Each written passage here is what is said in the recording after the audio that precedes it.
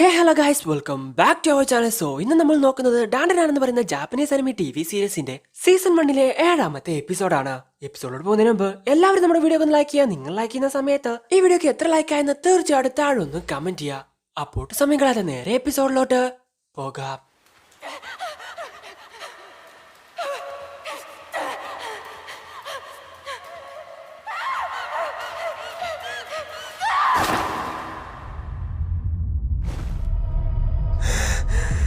നിനക്ക് എത്ര ധൈര്യമുണ്ടെങ്കിൽ എന്റെ ഐറയെ എന്റെ കയ്യിൽ നിന്ന് തട്ടിയെടുക്കും.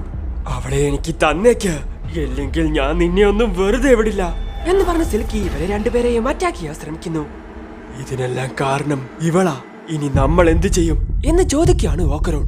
തിരിഞ്ഞു നോക്കാതെ ഓടുക, അത് മാത്രമേ നമ്മളെ കൊണ്ട് ചെയ്യാൻ പറ്റൂ എന്ന് പറഞ്ഞ അയാസയും ഓക്കറൂണും ഓടിക്കൊണ്ടിരിക്കുന്നു.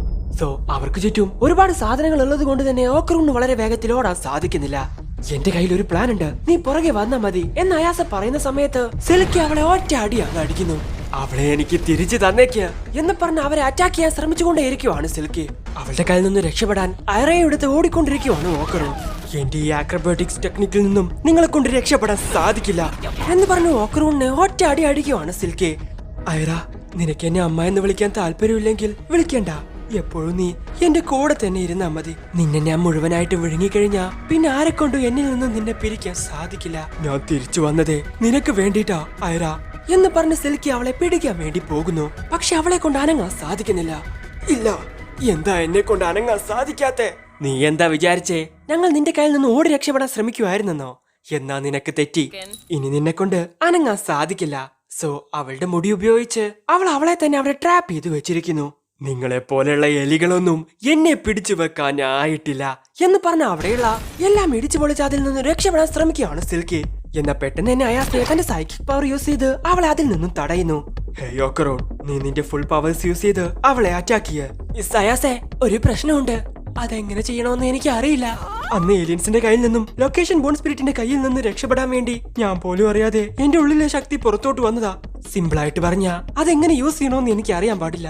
ഡേയ്, ഈ സമയത്താണോ നീ ഇങ്ങനെയൊക്കെ പറയുന്നേ? നീ നിന്റെ മുഴുവൻ സ്ട്രെങ്ത് യൂസ് ചെയ്ത് ഒരടി അടിച്ചാ മതി എന്നവൾ പറയുന്ന സമയത്താണ് സിൽക്ക് ഇവർക്ക് നേരെ ഒരു ഇരുമ്പ് കഷ്ണം എടുത്ത് എറിയുന്നത്. പെട്ടെന്ന് തന്നെ ഓക്കറൂണിനെ അയാസ് അതിൽ നിന്നും രക്ഷിക്കുന്നു. ഹേയ്, നീ എന്തേ നോക്കി നിൽക്കുന്നേ? എന്തെങ്കിലും ചെയ്. എത്ര ധൈര്യം ഉണ്ടെങ്കിൽ നിങ്ങൾ എന്റെ മേത്ത് കൈവെക്കും. രണ്ടിനെ ഞാൻ കൊല്ലാതെ വിടില്ല എന്ന് പറഞ്ഞ സിൽക്കി തന്റെ മുടി ഉപയോഗിച്ച് അവരെ അറ്റാക്ക് ചെയ്യാൻ വേണ്ടി ശ്രമിക്കുന്നു. ഡേയ്, അതിനെ എങ്ങനെയെങ്കിലും ഇല്ലാതാക്കണം ഓക്കറൂൺ. പെട്ടെന്നാണ് ഓക്കറൂൺ ആ ഭിത്തിയെല്ലാം ഇടിച്ചു പൊളിച്ച് അവളെ ഒറ്റ അടിയാണ് അടിക്കുന്നത്. മരിച്ചുപോയ ആ ഗോസ്റ്റിന്റെ കാര്യത്തിൽ ഒരു തീരുമാനമാവുന്നു. ഡേയ് ഓക്കറൂൺ, എന്റെ ശക്തി വെച്ച് നിന്നെ കൊണ്ട് ഇത്രേ ചെയ്യാൻ സാധിച്ചുള്ളോ എന്ന് ചോദിച്ച് അങ്ങോട്ട് വരുവാണ് ടെർബോ ഗ്രാനി. ശരി, ഇവളെ നമ്മൾ ഇനി എന്ത് ചെയ്യും? മുത്തശ്ശിയുടെ അടുത്തോട്ട് കൊണ്ടുപോയാലോ എന്ന് ചോദിക്കുകയാണ് അയാസെ. അതിന്റെ ആവശ്യമില്ല. കുറച്ചു നേരത്തേക്ക് അവളെ കൊണ്ട് എഴുന്നേക്കാനോ പവേഴ്സ് യൂസ് ചെയ്യാനോ സാധിക്കില്ല. ശരി, അവൾ എഴുന്നേക്കുന്നതിന് മുൻപ് ആ ബോൾസ് എടുത്ത് നമുക്ക് ഇവിടെ നിന്നും പോകാം. അങ്ങനെ ടെർബോ ഗ്രാനി ഐറയുടെ കയ്യിലുള്ള ആ ബോൾസ് തെരഞ്ഞുകൊണ്ടിരിക്കുന്നു. ഇവൾക്കും ഈ ഗോസ്റ്റിനും തമ്മിൽ എന്തായിരിക്കും ബന്ധം? അപ്പോഴാണ് ടെർബോ ഗ്രാനി അവന്റെ ബോൾസ് അവന് എടുത്തു കൊടുക്കുന്നത്. ഹേയ്, നിന്റെ ബോൾസ് ഒക്കെ കിട്ടിയ സ്ഥിതിക്ക് നിനക്കിപ്പോ ഒരുപാട് സന്തോഷമായി കാണുമല്ലോ. ഹേയ് മോമോ, എനിക്ക് ഇമ്പോർട്ടന്റ് ആയിട്ടൊരു കാര്യം പറയാനുണ്ട്. ഇവൾ മരിച്ചുപോയി. ഇത് കേട്ട് അവർക്ക് രണ്ടുപേർക്കും വിശ്വസിക്കാൻ സാധിക്കുന്നില്ല. ഇല്ല, അവളുടെ പൾസ് ഒന്ന് നോക്ക്. പൾസ് ചെക്ക് ചെയ്ത അയാസയ്ക്ക് ഓക്കറൂണിനും ആ കാര്യം മനസ്സിലാവുന്നു. ഐറ മരിച്ചു പോയിരിക്കുന്നു. സാധാരണ മനുഷ്യരെ പ്രേതം വിഴുങ്ങിയ തീർച്ചയായിട്ടും അവർ മരിച്ചു പോകും. ഇതുപോലെയുള്ളത് ഞാൻ ഒരുപാട് പ്രാവശ്യം കണ്ടിട്ടുണ്ട്. നിന്റെ കയ്യിൽ സൈക്കിക് പവറും അവന്റെ കയ്യിൽ എന്റെ പവറും ഉള്ളത് കൊണ്ടാണ് നിങ്ങൾ രക്ഷപ്പെട്ടത്. എന്ന് അവൾ മരിച്ചുപോയെന്ന് ഉൾക്കൊള്ളാൻ സാധിക്കാത്ത അയാസെ അവനോട് CPR കൊടുക്കാൻ പറയുന്നു. ഓക്കറൂൺ അവൾക്ക് കാർഡിയാക് മസാജ് ചെയ്യുന്ന സമയത്ത് തന്റെ സൈക്കിക് പവർ യൂസ് ചെയ്ത് അയാസ് അവൾക്ക് CPRഉം കൊടുക്കുന്നു. മരിച്ചുപോയവരെ എത്രയൊക്കെ മസാജ് ചെയ്താലും തിരിച്ചു കൊണ്ടുവരാൻ സാധിക്കില്ല. എന്നാൽ അതൊന്നും കേൾക്കാതെ ആംബുലൻസിന് കോൾ ചെയ്യാൻ പറയുവാണ് അയാസെ. എന്ന് എത്രയൊക്കെ CPR കൊടുത്തിട്ടും അവളെ തിരിച്ചു കൊണ്ടുവരാൻ അവരെ കൊണ്ട് സാധിക്കുന്നില്ല. അപ്പോഴാണ് നമ്മൾ ആ കാഴ്ച കാണുന്നത്. ഐറ, എന്റെ പൊന്നുമോൾക്ക് എന്തു പറ്റി? അവളെ ഞാൻ നോക്കിക്കോളാം, നീ ഐറയെ നോക്ക്. എത്രയൊക്കെ ശ്രമിച്ചാലും അവളെ തിരിച്ചു കൊണ്ടുവരാൻ നിങ്ങളെ കൊണ്ട് സാധിക്കില്ല. അവളെ രക്ഷിക്കാൻ ഇനി ഒരു മാർഗം മാത്രമേ ഉള്ളൂ. എന്റെ ഈ ആറ എടുത്ത് അവൾക്ക് കൊടുത്തേക്ക്. ജീവനോടെ ഇരിക്കുന്നവർക്ക് അവരുടെ ആറയാണ് ബാറ്ററി. ആ ബാറ്ററി ഇല്ലാതെ ഒരു ശരീരവും പ്രവർത്തിക്കില്ല. അവൾക്ക് ഇങ്ങനെ സംഭവിക്കാൻ ഞാനാണ് കാരണം. അതുകൊണ്ട് എന്റെ ജീവൻ വെച്ച് അവളെ രക്ഷിക്ക്. നീ പറയുന്നത് വിശ്വസിക്കാൻ ഞങ്ങൾക്ക് വട്ടമൊന്നുമില്ല. ഞങ്ങളെ പറഞ്ഞു പറ്റിച്ച് വീണ്ടും ഇവളെ വിഴുങ്ങാനുള്ള പ്ലാൻ അല്ലേ ഇത്? ഇത് കേട്ട് സിൽക്കി അവളുടെ വാ തന്നെ അങ്ങ് കീറി മുറിക്കുന്നു. ഇനി എന്നെ കൊണ്ട് വിഴുങ്ങാൻ സാധിക്കില്ല. ഇനിയും നിനക്ക് എന്നെ വിശ്വാസമില്ലെങ്കിൽ ഈ ഇരുമ്പ് റാഡ് വെച്ച് എന്റെ തലയടിച്ച് പൊളിച്ചോ. അവൾ പറയുന്നതെല്ലാം ശരിയാണ്. ആറവില്ലാത്ത ശരീരം മരിച്ചതുപോലെയാണ്, ഒരു ഉപകാരവും ഇല്ല. പക്ഷെ എന്നാലും അയാസയ്ക്ക് അവളെ വിശ്വാസം വരുന്നില്ല. ഹേയ് ഓക്കറോൺ, തയ്യാറാവ്. അവളുടെ മുകളിൽ എപ്പോഴും ഒരു കണ്ണ് വേണം. നിന്റെ ഓറ അവളുടെ ഉള്ളിലോട്ട് കൊണ്ടുവന്നാൽ അവളുടെ പോയ ജീവൻ തിരിച്ചു വരുമെന്ന് നീ പറഞ്ഞു. പക്ഷെ അത് എങ്ങനെ ചെയ്യും? അത് നീ തന്നെ പറ. നിന്റെ സൈക്കിക് പവർ യൂസ് ചെയ്ത് എന്റെ ഓറയും ഐറയുടെ ഓറയും തമ്മിൽ ഒരു കണക്ഷൻ ഉണ്ടാക്കണം. രണ്ടും തമ്മിൽ ഒരു കമ്മ്യൂണിക്കേഷൻ ഉണ്ടാവുന്ന സമയത്ത് എന്നെ കൊണ്ട് അത് ചെയ്യാൻ സാധിക്കും. ഇത് കേട്ടിട്ടും അയാസയ്ക്ക് വിശ്വസിക്കാൻ സാധിക്കുന്നില്ല. ഹേയ് ഓക്കറോൺ, അലേർട്ടായിട്ടിരിക്കുക. ശരി, നമുക്ക് തുടങ്ങാം. സോ ഐറയുടെയും സിൽക്കിയുടെയും ഓറ തമ്മിൽ ഒരു കണക്ഷൻ ഉണ്ടാക്കുവാണ് അയാസെ. പിന്നീട് നമ്മൾ കേൾക്കുന്നത് അലാറം അടിക്കുന്ന ഒരു ശബ്ദമാണ്. ശബ്ദം കേട്ട് ബെഡിൽ നിന്ന് ഒരു ലേഡി എഴുന്നേക്കുന്നു. ആരോ അവിടെ കുറച്ച് പൈസയും വെച്ച് പോയിട്ടുണ്ട്. മഴയുള്ള രാത്രി സ്ട്രീറ്റിലൂടെ നടന്നുകൊണ്ടിരിക്കുന്ന ആ ലേഡി കടയിൽ ഡിസ്പ്ലേ ചെയ്തു വെച്ചിരിക്കുന്ന ഒരു കുഞ്ഞുകുട്ടിയുടെ കോസ്റ്റ്യൂം കാണുന്നു. പിന്നീട് അവരുടെ വീട്ടിലോട്ട് വരുന്നു. ഡോറ് തുറക്കുന്ന സമയത്താണ് ഒരു കുട്ടി അവരെ കെട്ടിപ്പിടിക്കുന്നത്. അവരുടെ മകളായിരുന്നു അത്. തന്റെ മോളെ ഒരുപാട് ഇഷ്ടമുള്ള ആ അമ്മ അവൾക്ക് വേണ്ടിയിട്ടായിരുന്നു ജീവിച്ചിരുന്നത്. ഒരുപാട് കഷ്ടപ്പെട്ട് തന്റെ മോൾക്ക് വേണ്ടതെല്ലാം അവർ വാങ്ങിച്ചു കൊടുക്കുന്നു. അന്ന് സ്ട്രീറ്റിലൂടെ പോകുമ്പോ ഷോപ്പിൽ കണ്ട ആ കോസ്റ്റ്യൂം തന്റെ മകൾക്കായിട്ട് ആ ലേഡി മേടിക്കുന്നു. അവളുടെ ഓരോ വളർച്ച കാണുമ്പോഴും അമ്മയ്ക്ക് ഒരുപാടധികം സന്തോഷമായിരുന്നു. തന്റെ മോൾ തന്നെ പോലെ ആവാതിരിക്കാൻ തന്നെ കൊണ്ട് സാധിക്കുന്നതെല്ലാം ആ അമ്മ ചെയ്തിരുന്നു. അങ്ങനെ ഒരു ദിവസം ആരൊക്കെയോ ചേർന്ന് അവളുടെ വീട്ടിൽ കയറി അവളെ അറ്റാക്ക് ചെയ്യുന്നു. തന്റെ കൺമുമ്പിൽ വെച്ച് തന്റെ അമ്മയെ ആക്രമിക്കുന്നത് കണ്ട് അവൾ അവിടെ ഇരുന്ന് കരഞ്ഞുകൊണ്ടിരിക്കുവാണ്. അവിടെ ഉണ്ടായിരുന്ന പൊട്ടിയ ഗ്ലാസ് എല്ലാം തട്ടി അവൾക്ക് ഒരുപാടധികം പരിക്ക് പറ്റുന്നു. ഇത് കണ്ട് അങ്ങോട്ട് വന്നവർ ആ കുട്ടിയെ എടുത്തുകൊണ്ട് അവിടെ നിന്നും പോകുന്നു. അടികൊണ്ട് ക്ഷീണിച്ചു പോയ ലേഡി കുറച്ചു സമയത്തിന് ശേഷം കണ്ണു തുറന്നു നോക്കുന്നു. താൻ ജീവനതുല്യം സ്നേഹിച്ച തന്റെ മോളെ അവിടെയൊന്നും കാണാനില്ല. മഴയുള്ള രാത്രി അവളെയും തിരഞ്ഞ് ആ തെരുവിലൂടെ ഓടിക്കൊണ്ടിരിക്കുകയാണ് ആ ലേഡി. ഓടി ഓടി തളർന്ന് താഴെ വീഴുന്ന അവർക്ക് അവരുടെ മോളെ പറ്റി ഓർമ്മ വരുന്നു. ഒരുപാട് അന്വേഷിച്ചിട്ടും തന്റെ മോളെ ഇനി തനിക്ക് കിട്ടില്ലെന്ന് മനസ്സിലായപ്പോ ഒരു വലിയ ബിൽഡിങ്ങിന് മുകളിൽ കയറി എല്ലാം മറന്ന് അവർ ഡാൻസ് കളിക്കുന്നു. താൻ ഇത്രയും കാലം ആർക്ക് വേണ്ടിയാണോ ജീവിച്ചേ അവരെ ഇപ്പോ തനിക്ക് നഷ്ടപ്പെട്ടിരിക്കുന്നു. ആ വേദന അവരെ കൊണ്ട് ഉൾക്കൊള്ളാൻ സാധിക്കുന്നില്ല. മോളുടെ കൂടെ ഉണ്ടായിരുന്നപ്പോൾ ഉള്ള എല്ലാ ഓർമ്മകളും അവർക്കപ്പോ ഓർമ്മ വരുന്നു. നടന്നതൊന്നും എനിക്ക് ഓർമ്മയില്ല. എന്നാ ഞാൻ ജീവന് തുല്യം സ്നേഹിച്ച ഒരാളെ എനിക്ക് നഷ്ടമായെന്ന് മാത്രം എനിക്കറിയാം. ഇത് മമ്മിയല്ല. പെട്ടെന്നാണ് ആ കുട്ടി ആരോ പുറകിൽ നിന്നും വിളിക്കുന്നത്.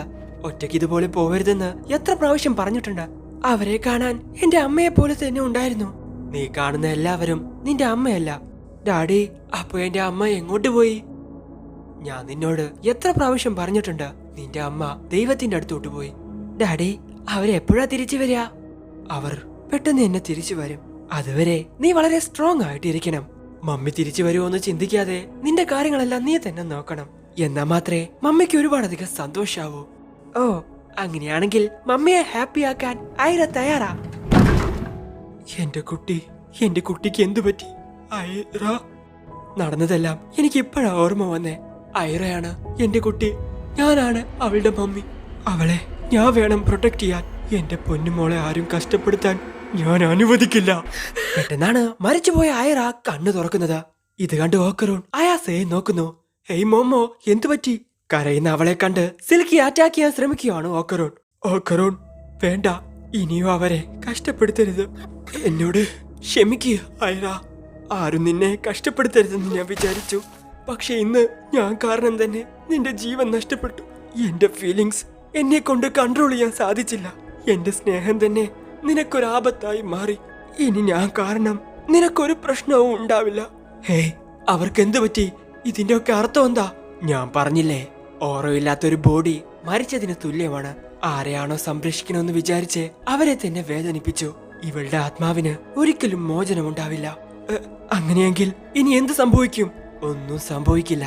പതിയെ പതിയെ നമുക്ക് ചുറ്റുമുള്ള ഈ കാറ്റുമായി അവൾ അലിഞ്ഞു പോകും. ഈ ലോകത്ത് അവൾ ജീവിച്ചിരുന്നതിന് ഒരടയാളവും ഉണ്ടാവില്ല. മരിച്ചവർക്കും ജീവനോടെയുള്ളവർക്കും അവളെ പറ്റി ഒന്നും ഓർക്കാൻ സാധിക്കില്ല. അവൾ ജീവനോടെ ഇരുന്നിട്ട് ഒരു കാര്യവുമില്ല. മരിച്ചു പോയാലും ആരും ഫീൽ ചെയ്യാനും പോകുന്നില്ല. ഹേയ്, നീ എന്തേ പറയുന്നേ? നിനക്ക് കുറച്ചുപോലും മനസാക്ഷിയില്ലേ? അവളിപ്പോ ഇവിടെ കാണാതെ പോയാ അവളുടെ ആത്മാവിന് ഒരിക്കലും ഒരു മോചനം ഉണ്ടാവില്ല. അങ്ങനെയൊന്നുമില്ല. അവളുടെ ആത്മാവിന് ശാന്തി കിട്ടണോ വേണ്ടയോ എന്നെല്ലാം അവളുടെ കയ്യിലാണുള്ളത്. നമുക്കതിലൊന്നും ചെയ്യാൻ സാധിക്കില്ല എന്ന് പറയുവാണ് ടർബോ ഗ്രാനി. എന്ന് ഇതെല്ലാം കേട്ട് ഐറ ആ ലേഡിയെ തന്നെ നോക്കുന്നു. ഭംഗിയേറിയ ആ ഡ്രസ്സ് നീ ഇട്ട് നടക്കുന്നത് കാണാൻ ഞാൻ ഒരുപാടധികം ആഗ്രഹിച്ചു. അവസാനം വരെ നിന്റെ കൂടെ ഹാപ്പി ആയിട്ടിരിക്കണമെന്ന് ഞാൻ ആഗ്രഹിച്ചു. ഒരു പക്ഷേ നീ എന്റെ മോളായിട്ട് ജനിച്ചില്ലായിരുന്നെങ്കിൽ നീ ഒരുപാട് ഹാപ്പി ആയിരുന്നേനെ. ഞാനാ നിന്റെ ജീവിതം ഇല്ലാതാവാൻ കാരണം. എന്നോട് ക്ഷമിക്ക്.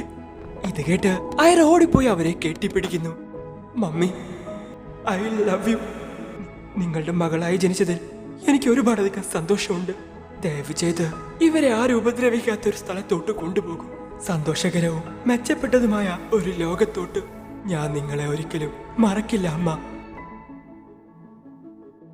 സോ അവിടെ വെച്ച് എപ്പിസോഡ് അവസാനിക്കുന്നു. ശരിക്കും സിൽക്കി ഐറയുടെ അമ്മയല്ല. താൻ ജീവന തുല്യം സ്നേഹിച്ച തന്റെ മോൾ എന്നേക്കുമായി നഷ്ടപ്പെട്ടത് ഉൾക്കൊള്ളാൻ സാധിക്കാത്തത് കൊണ്ടാണ് അമ്മ നഷ്ടപ്പെട്ട ഐറയെ തന്റെ മോളായിട്ട് അവർ കാണുന്നത്. തന്റെ അമ്മയെ പറ്റി യാതൊരു ഓർമ്മയില്ലാത്ത ഐറയ്ക്ക് ഒരമ്മയുടെ സ്നേഹം നൽകിയ ആ ലേഡി തീർച്ചയായിട്ടും ഒരു അമ്മയെ പോലെ തന്നെയാണ്. ഒരു പക്ഷേ അന്ന് അവരുടെ കയ്യിൽ നിന്ന് തട്ടിക്കൊണ്ടുപോയ കുട്ടി ഇന്ന് ജീവനോടെ ഉണ്ടാവുമെന്ന് നമുക്ക് പ്രതീക്ഷിക്കാം. എന്തായാലും നിങ്ങൾക്ക് ഇവിടെ ഇഷ്ടപ്പെടുന്നതായിരിക്കും. ഇഷ്ടപ്പെടുന്ന ലൈക്ക് ചെയ്യുക, ഷെയർ ചെയ്യുക, സബ്സ്ക്രൈബ് ചെയ്യുക, അത്തരത്തിലുള്ള ബെൽ ഐക്കൺ എനേബിൾ ചെയ്യുക. അടുത്ത എപ്പിസോഡ് അടുത്ത ദിവസം വരെ. അതുവരേക്കും ബൈ.